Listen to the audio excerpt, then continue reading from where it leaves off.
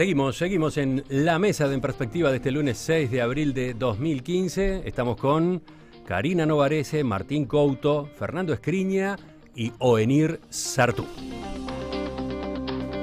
Karina es una mezcla de tertuliana y fotógrafa.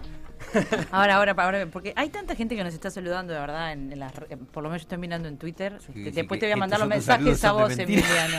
Bueno, trasladamelo. Pero tu primer webmaster, tu primer no sé qué, todos van poniendo.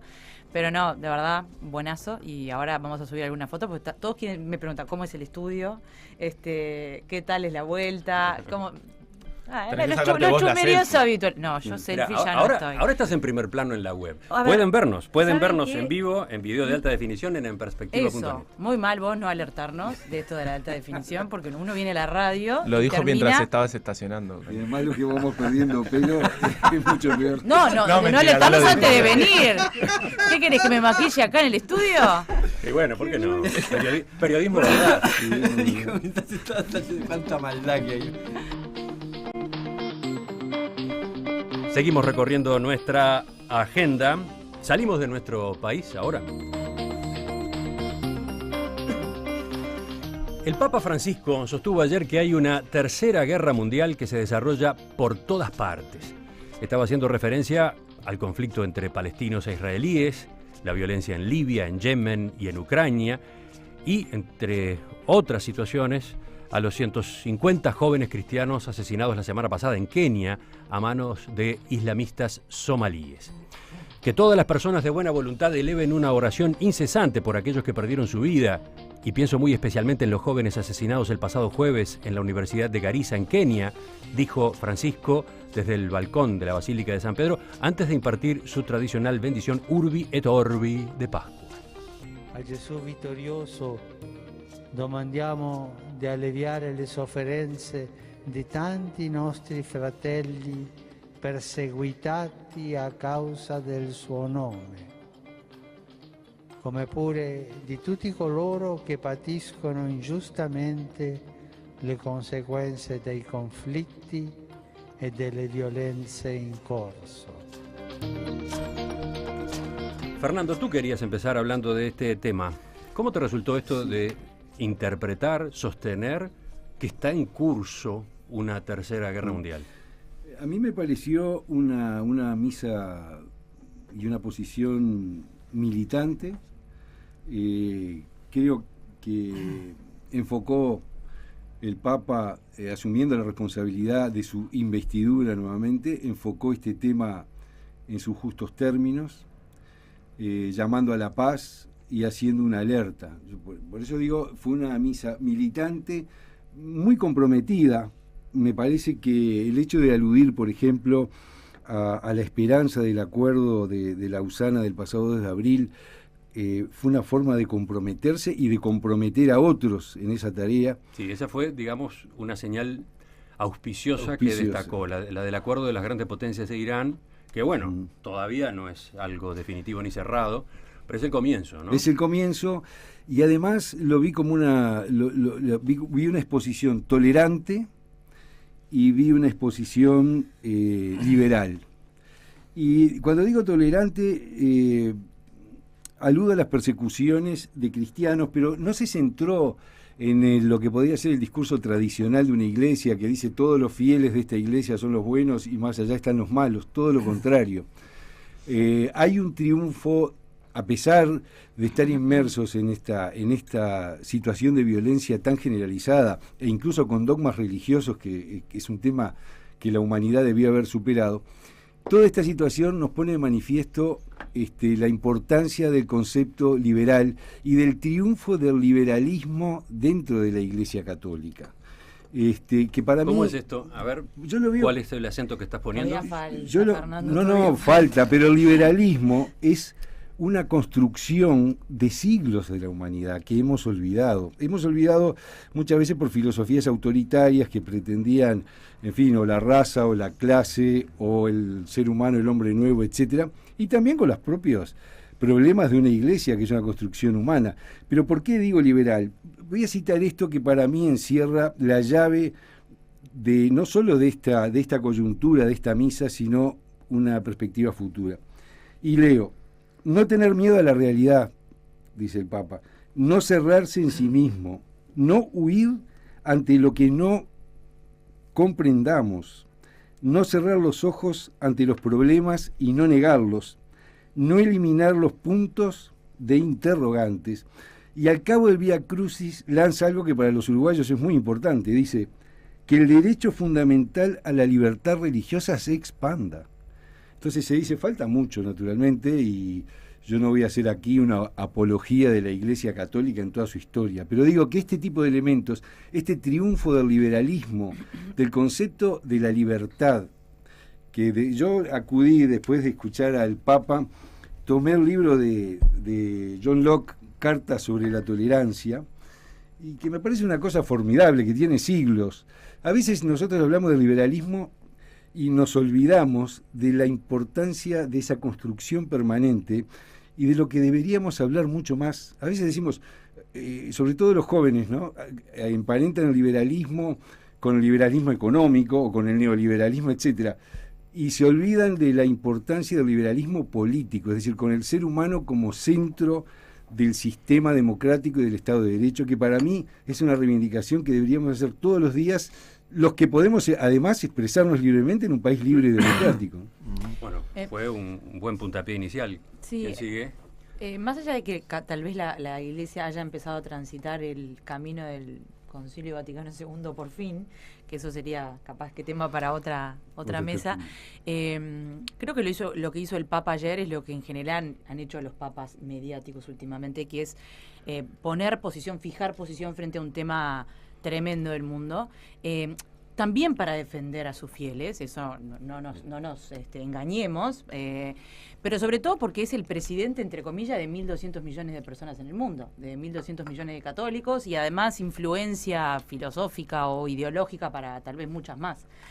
Entonces, más allá de su defensa de los fieles católicos, cristianos perseguidos, creo que hay que mirar esa afirmación que parece tal vez genérica, pero es muy aterrorizadora, que es lo de la Tercera Guerra Mundial. Y la verdad... Volvemos a ese punto. Sí. La verdad que es así si uno lo mira, es cuando una va sumando estas ¿no? monstruosidades. Plantearlo así es una provocación, pero justamente vale la pena discutirlo, ¿no? Bueno, a mí de alguna manera enseguida me refirió a aquello tan criticado de los choques de del choque de civilizaciones, ¿no? Tan criticado en su momento, pero la verdad es que no tenemos más remedio que empezar a analizarlo desde ese punto de vista, porque... A ver, lo último fue Kenia y este grupo islamista que opera en Somalia y que hoy fue bombardeado, además. La última noticia de la BBC era que era bombardeado por Kenia. Eso es lo último, la última atrocidad, monstruosidad. Pero lo que estamos viendo es un cúmulo de grupos, algunos islamistas, otros no sabemos ni de qué fe. Y cuando decimos islamistas, ojo, porque son fundamentalismos que ya desdibujan cualquier tipo de religión inicial, que están haciendo monstruosidades impensables en esta época, por lo menos. Tal vez no impensables en otras. Entonces, no sé si es tan exagerado hablar de una tercera guerra. Tal vez lo que pasa es que no la estamos viendo, no estamos sumando todas estas atrocidades. ¿Cómo les resultó a ustedes una descripción así? Yo tengo una ¿Se puede pensar en una tercera guerra mundial? No tengo la menor idea. Lo que sí me llama la atención estas declaraciones de Bergoglio, porque curiosamente instala a la Iglesia Católica. Hay una cosa que tener clara: la Iglesia Católica es una iglesia muy minoritaria en el mundo. Es decir, en nuestra cultura parece ser la opinión del Papa poco menos que la palabra de Dios, pero yo qué sé, 4 o 5 de cada 6 habitantes del mundo no son católicos ni son cristianos ni siquiera. O sea que, entendámonos, no estamos hablando de un pequeño sector de la población del mundo. Ahora, ¿qué hace Bergoglio de alguna manera con ese discurso? Yo, al menos me sorprende. Confieso que lo estoy analizando, pensando a qué está haciendo. Pero me parece que alinea a la Iglesia Católica en ese planteo un poco de la guerra de civilizaciones, ¿no? Es decir, el denunciar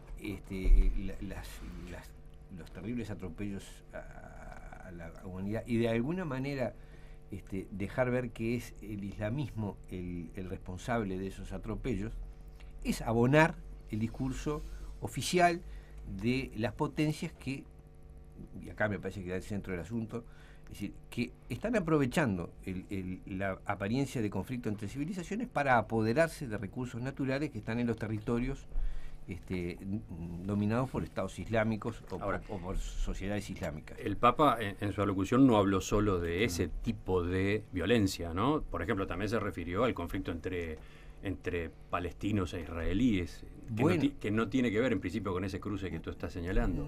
No tiene que ver, y tiene que ver de repente por otras razones. Esto me lo decía una amiga que es judía, me decía que en realidad el negocio de Israel y Palestina es la venta es la guerra en sí misma. El negocio de todas las grandes potencias, tenés razón. Bueno, pero decir, el conflicto... La Segunda Guerra no quiero derivar a otro tema, pero realmente, militarmente, la Franja de Gaza no tiene nada que hacer al lado de las potencias de Israel es una especie de conflicto permanente porque sirve estar en guerra porque hay que producir armamento y se vende armamento y ese es el negocio. Me lo he explicado, yo realmente no domino ese conflicto en particular, pero es un planteo interesante de alguien que sí lo conoce mucho más que yo, y a mí me dejó pensando. Pero la clave, es decir, lo que yo veo clave en esto es, ¿qué hay detrás de ese aparente choque de civilizaciones? Porque estamos todos horrorizados porque el Estado Islámico degüella gente. Claro, es terrible. Ahora yo me pregunto, ¿qué clase de político, en definitiva, se dedica a filmar y a mostrar cosas atroces para incentivar a sus supuestos enemigos o cosas? No, es decir, a la población occidental para generarle el horror. Es como si nosotros nos dedicáramos sistemáticamente a ir a destruir mezquitas, ¿no? Es decir, bombardeamos mezquitas. ¿Qué produce eso? Produce una enorme alianza entre los musulmanes, de la misma manera que algunos atacar un semanario francés, volar las Torres Gemelas, en el fondo generan cohesión, una cohesión en el mundo occidental, en la cultura occidental, que termina legitimando las invasiones, las ocupaciones. Mucho menos. Ahora, a mí me preocupa esto, es decir, no hay en el discurso del Papa un plantear a fondo cuál es la causa de esto. Y yo creo que la causa de esto no es realmente un choque de civilizaciones, sino intereses de determinadas potencias y empresas por ocupar. ¿Alguien sabe la enorme cantidad de dinero que ha transferido los Estados Unidos, el Estado de los Estados Unidos a empresas privadas en compra de armamento, contratos de reconstrucción, bla, bla? Es infinita la cantidad de dinero de contribuyentes estadounidenses y del mundo que se ha volcado a esas empresas que lucran con la guerra. Martín todavía no habló. Que este es un problema religioso. Voy a evitar intervenir. Martín todavía no habló y Fernando y Karina todavía allá están reclamando su segunda. Me están agarrando y me alejan de la mesa. No, mentira. Estaba escuchando muy atentamente. Creo que siempre tenemos la tentación de diagnosticar grandes problemas y nuestro tiempo y el presente siempre es el peor. Como el momento crucial en donde hay un montón de cosas que están pasando y el quiebre de la historia de eso pasa todo el tiempo. A menos que uno se abstrae de eso y lo mira en perspectiva. Acá no tenemos más remedio. Qué amable, ¿no? Qué amable. Ahí va el pique de la radio, pero no, el operador está durmiendo. No. Uno lo mira en perspectiva y se da cuenta que en realidad yo creo que no podemos diagnosticar un aumento de la violencia en el mundo. Por supuesto que es brutal y por supuesto que es insoportable. No, de hecho los números dicen que no hay un aumento. Ahí sí hay estudios. Entonces, y hay un investigador, Steven Pinker, que te dice cada vez hay menos violencia. Por eso hablar de una tercera guerra mundial a mí me parece desacertado. Yendo un poco con lo que decía Oenir, yo estoy desesperado por festejar un cambio en la Iglesia Católica. Ahora lo voy a festejar cuando se produzca, cuando se termine de producir, si es que esto es el inicio de un cambio. Lo que faltó en ese discurso, teniendo en cuenta que es una institución poderosísima, más allá de las zonas de influencia, es una institución poderosísima en el presente y en toda la historia, es una autocrítica. Porque si yo señalo solo conflictos en donde lo central es el Islam, claro, en realidad entonces parece que el diagnóstico de la Tercera Guerra Mundial son aquellas religiones, y además, cito como ejemplo, y está bien traerlo porque se trajo muy poco, justo el atentado en Kenia es un atentado contra cristianos. Entonces, si uno lee entre líneas del discurso, lo que cierra es que hay un montón de gente con un montón de religiones extremistas que en realidad está atacando a los cristianos. Y por último decir que también le pido a la Iglesia con este discurso que no genere más violencia. Primero, no genere más violencia no denunciando algunas cosas, por ejemplo, lo que pasa en el Estado mexicano con mayoría de católicos, es gravísimo lo que pasó con los estudiantes, y el Papa que no genere más violencia. Sí habló de los narcotráficos y Sí, narcotráfico y su relación de con los poderes gobiernos. del Estado, sí, pero no nombró ni siquiera la región, ni siquiera es una Latinoamérica. misa de Pascua, gente. Claro. gente Bueno, sí, pero hubo conflictos que todo no nombró bien, puntualmente. para eso que escriba una Pero encíclica. por la paz. pero- Está bien, pero los Yo ejemplos... creo que fue muy pacífico en su Los planteamiento. ejemplos concretos que dio, en ninguno se refería a un posible conflicto De acuerdo, vinculado con la de religión acuerdo. cristiana. Pero además- Y sí dio otros ejemplos concretos. Sí, de Entonces acuerdo. tuvo lugar para hacer Pero otras además- Lo que digo es que Pero A ver, de uno, seamos de uno. justos Karina, en que volvemos es contigo. una misa de Pascua. A ver, Claro. no es un discurso político. Él hizo este planteamiento No, y es dio un una discurso profundamente Claro, político. a ver, uno. Perdón. dio una patada inicial con la que podemos estar de acuerdo o disentir. Yo creo que hablar de Tercera Guerra Mundial es tremendo, pero me da para pensar muchas cosas que no había pensado hasta ahora. No necesariamente solo por el Estado Islámico, también por lo que vos decías. Yo estoy absolutamente de acuerdo que el poderío que las grandes potencias ahora lo que quieren es traficar armas. Y pasa con Estados Unidos, y pasa con Rusia, y pasa con Alemania, y pasa con todas las grandes potencias. ¿Ah? Sí. Está bien. El Papa no está denunciando eso. Seguramente necesite también pruebas mucho más tangibles de las que tenemos. Es difícil tener pruebas sobre estas cosas. En cambio, es mucho más fácil mostrar lo que hace el Estado Islámico o mostrar lo que acaba de hacer Al-Shabaab en Kenia. A mí también me suena un poco complicado que en ese discurso solo se haya centrado en los contra los católicos. A mí también. Estoy totalmente de acuerdo en eso. Ahora, no podemos cerrar los ojos. Lo de Kenia fue contra los cristianos y fue contra los musulmanes. Terminaron matando gente de cualquier Tuvo tipo. mucha menos difusión que el episodio del semanario francés, por ejemplo. Y por Claro, suerte ¿qué ese pasa? conflicto lo nombró. Pero quiero Faltó un autocrítica de tema él que también. me interesa, si es posible, un segundo, una cosa que decía venir, cómo estos atentados y esta difusión cohesiona al mundo musulmán por un lado, el cristiano por otro. Pero yo pienso... Cohesiona mucho menos Pero al católico que peor al musulmán. todavía, porque los No, cohesionan en el peor sentido, En el peor los sentido. atentados, que es la radicalización. Porque Sí, yo sí. pienso en los musulmanes, ni que hablar, los cristianos, etcétera, que quieren la paz, es decir, que no están de acuerdo con esas atrocidades. Claro. Y yo no considero que el Papa haya atacado únicamente ese tema. Lo digo, creo que sí.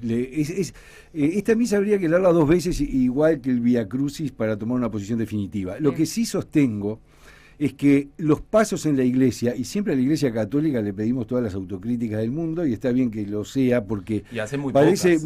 muy grande en su historia, ¿verdad? Y ha cometido errores significativos. Pero más allá de eso, veamos lo positivo, porque si a cada reflexión sobre el liberalismo le vamos a reprochar que faltan cosas, seguramente la lista va a ser grande. Yo digo, triunfo del liberalismo por sobre los dogmas, sean estos, todos los totalitarismos que se han ido juntando para justificar la muerte de la libertad, son los totalitarismos de los dogmas. El liberalismo es el dogma de la libertad. Por eso yo creo que está reivindicado y creo que es justo reconocerlo. Son las 9:52 minutos.